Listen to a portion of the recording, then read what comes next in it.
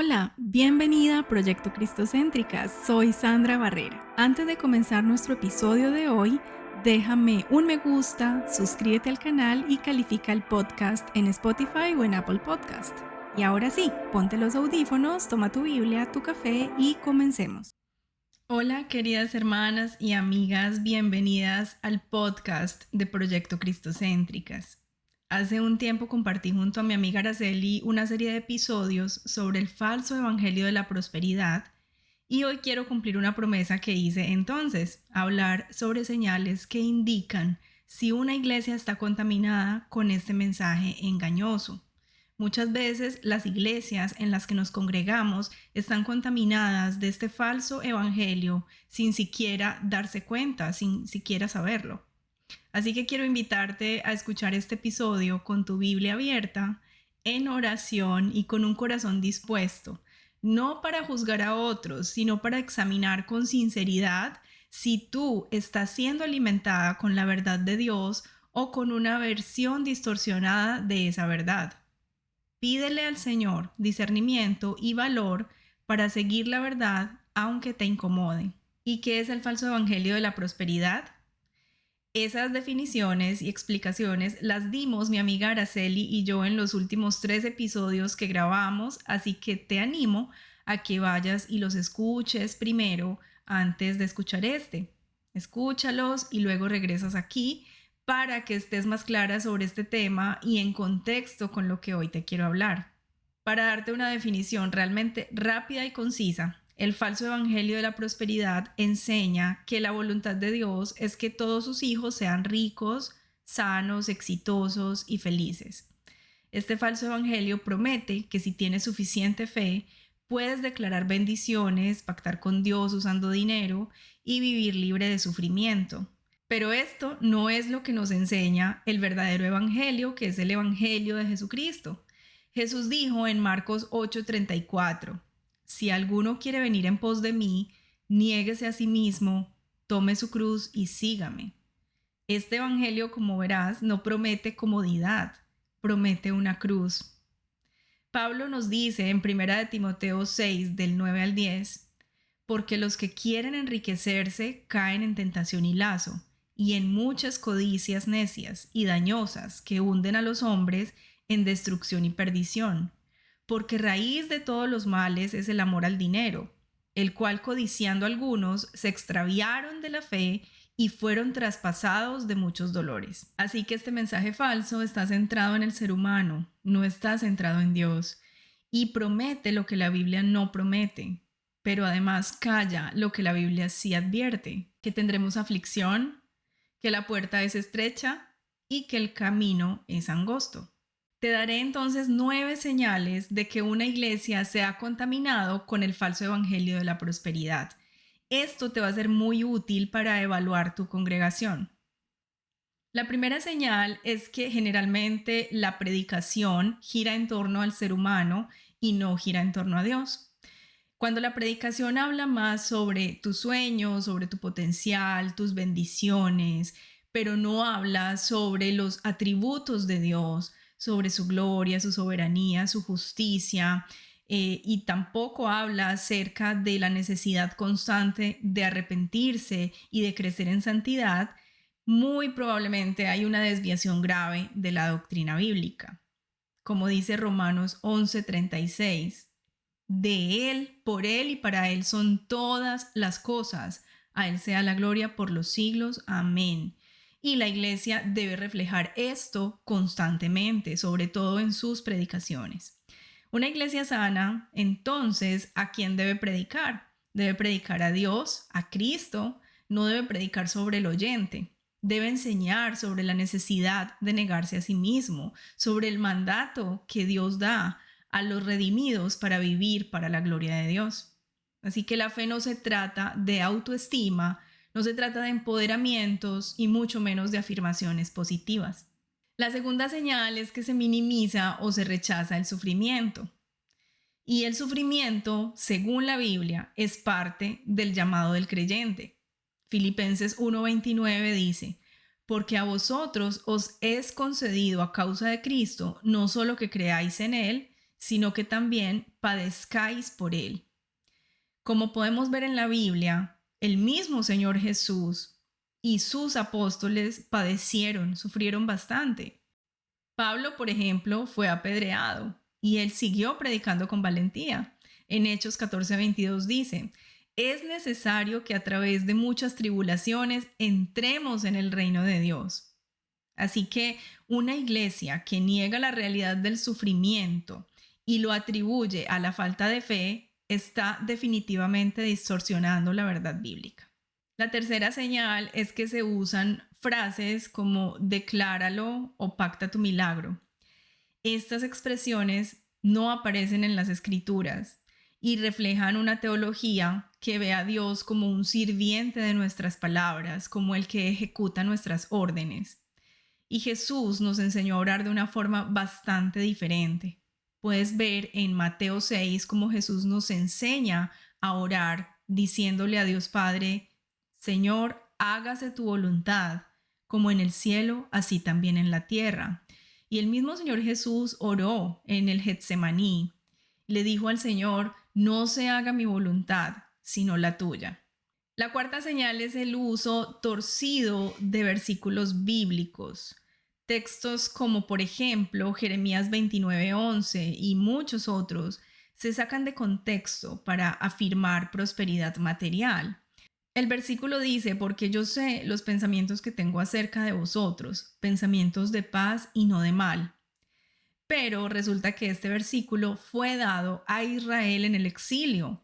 No fue una promesa individual inmediata y que mucho menos nosotros podemos sacar de su contexto y aplicarla de una forma arbitraria a nuestra vida particular y especialmente a nuestra prosperidad o éxito en esta tierra. La quinta señal es un liderazgo incuestionable y exaltado. Si el liderazgo de tu iglesia es visto como una figura superior a la que nadie puede corregir, eso no es un liderazgo bíblico. Los requisitos para el pastorado los puedes encontrar claramente en las escrituras y voy a dejar aquí los pasajes que debes leer para conocer cuáles son los requisitos de un pastor. Están en 1 Timoteo 3 del 1 al 7 y en Tito 1 versículos 5 al 9. Como podrás ver cuando leas estos pasajes, aquí se enfatiza el carácter, no el carisma. Y no debemos olvidar que el pastoreo es una función exclusivamente masculina, según 1 Timoteo 2:12.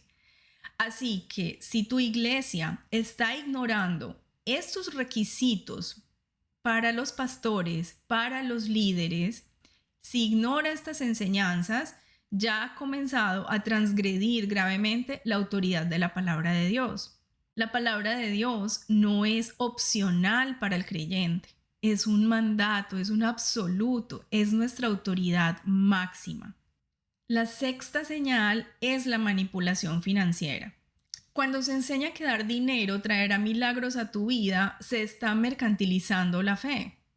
En Hechos 8 encontramos una historia que ilustra muy bien esto y es acerca de Simón, que estaba recién convertido y él le dijo a Pedro que quería comprar o pagar para poder hacer los mismos milagros que ellos hacían, los apóstoles. Así que Pedro le dijo a Simón: tu dinero perezca contigo, porque has pensado que el don de Dios se obtiene con dinero.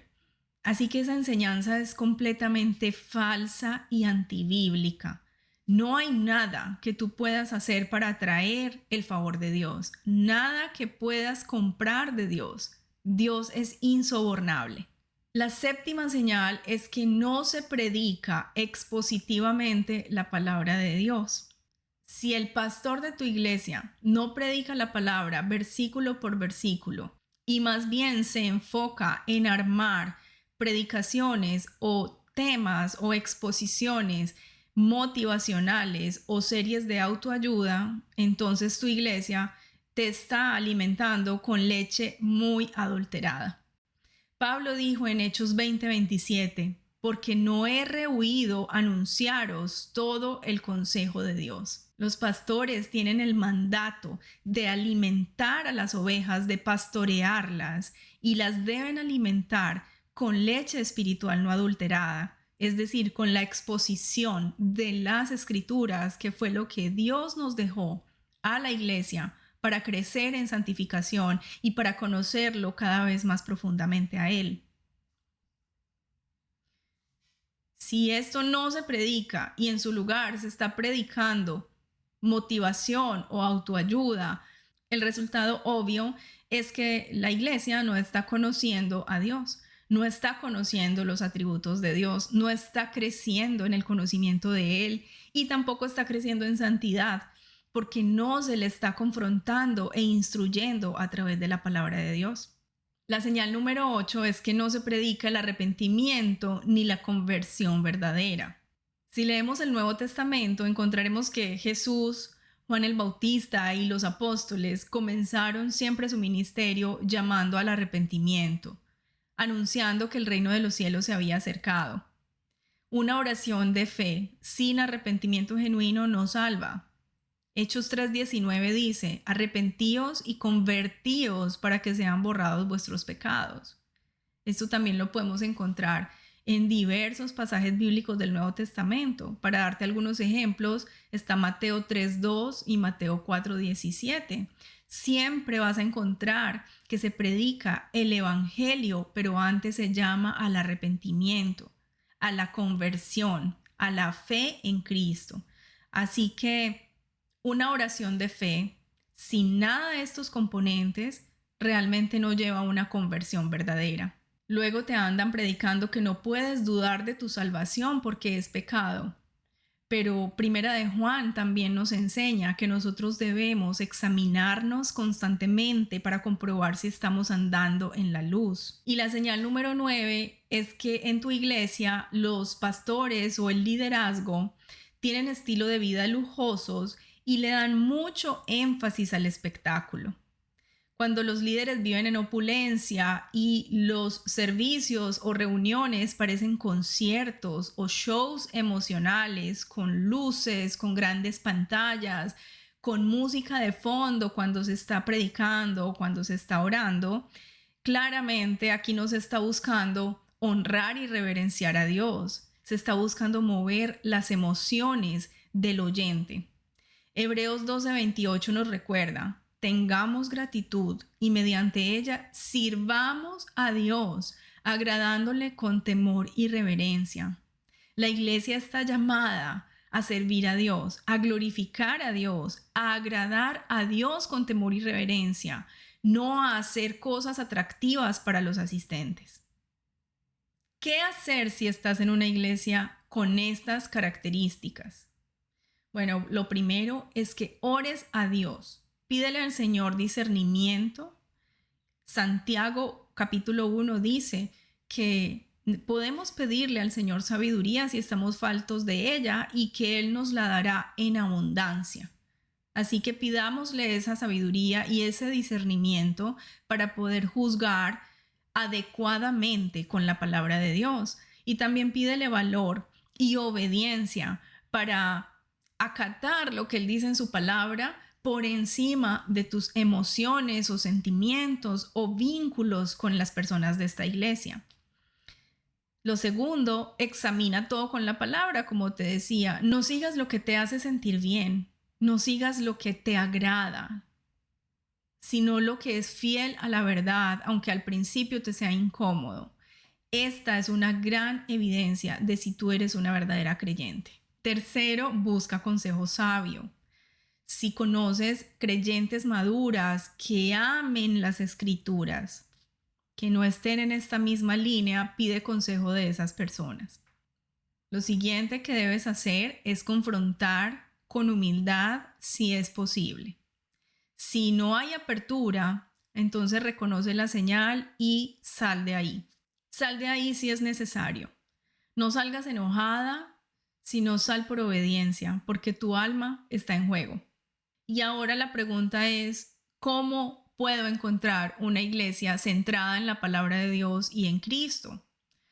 Es difícil, realmente es difícil, es como buscar una aguja en un pajar, pero no quiere decir que sea imposible. Tienes que buscar una iglesia donde se predique expositivamente la palabra, donde el evangelio de Cristo sea proclamado cada domingo y sea proclamado con claridad. Tienes que buscar una iglesia donde se enseñe abiertamente, sin tapujos, sobre el pecado, sobre el arrepentimiento, sobre la santidad, sobre la obediencia. También busca una iglesia donde haya reverencia en la adoración. La adoración es muy importante. Busca una iglesia donde se cante la Biblia, donde se cante la palabra de Dios, donde el personaje principal de cada canción o de cada himno sea Dios, sea el carácter de Dios. Que no sean adoraciones o canciones emocionales que están centradas en tu corazón. Y otra característica que debes buscar en la iglesia es que los líderes sean humildes, sean cercanos a toda la congregación y que se consideren como un hermano más de la congregación, no que están por sobre ellos. En conclusión, en una iglesia bíblica escucharás constantemente que Cristo es suficiente, que la ira de Dios está sobre el pecador y que solamente por la obra de Cristo hay perdón de pecados y salvación. Y bueno, esto es lo que te quería compartir, querida amiga, querida hermana. El falso evangelio de la prosperidad no es un detalle secundario, no es un asunto sin importancia. Es un evangelio diferente al bíblico. Y escucha lo que dijo Pablo en Gálatas 1:8. Mas si aún nosotros o un ángel del cielo os anunciare otro evangelio diferente del que os hemos anunciado, sea anatema. Esto es bastante serio. El mismo apóstol Pablo nos exhorta en Romanos 16, versículos 17 al 18. Os ruego, hermanos, que os fijéis en los que causan divisiones y tropiezos contra la doctrina que vosotros habéis aprendido, y que os apartéis de ellos, y con suaves palabras y lisonjas engañan los corazones de los ingenuos. Pablo es bastante claro. Cuando nosotros encontramos líderes o maestros que están siendo tropiezo contra la sana doctrina bíblica, la instrucción de Pablo es que nos apartemos de ellos. Así que te dejo esta información, espero que sea de mucha edificación para ti y que esto te pueda llevar a tener elementos claros para poder juzgar la congregación en la que te estás congregando. ¿Qué te parece si oramos juntas para terminar? Señor, yo te pido que abras los ojos de mis hermanas y de mis amigas que me están escuchando, así como tú una vez abriste mis ojos para poder juzgar bíblicamente la iglesia donde me congregaba. Ayúdales a ellas, así como lo hiciste conmigo, a reconocer el error y a ser obediente a tu palabra. Dales a ellas un anhelo de una iglesia bíblica donde se predique tu evangelio día y noche. Una iglesia donde tú seas el centro. Líbralas del engaño, Señor. Yo te ruego que nuestra vida esté constantemente anclada en tu palabra y que podamos andar en la luz. Te pido, Señor, que tú derribes todo argumento, toda enseñanza que hayamos recibido en el pasado que se opone contra tu conocimiento, contra tu verdad.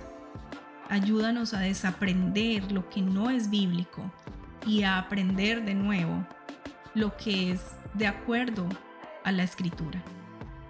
Gracias, Señor, por este tiempo y por tu palabra, que es el filtro perfecto por el que debemos pasar todo. Gracias, Señor. Te hacemos esta oración en el nombre de Cristo Jesús. Amén.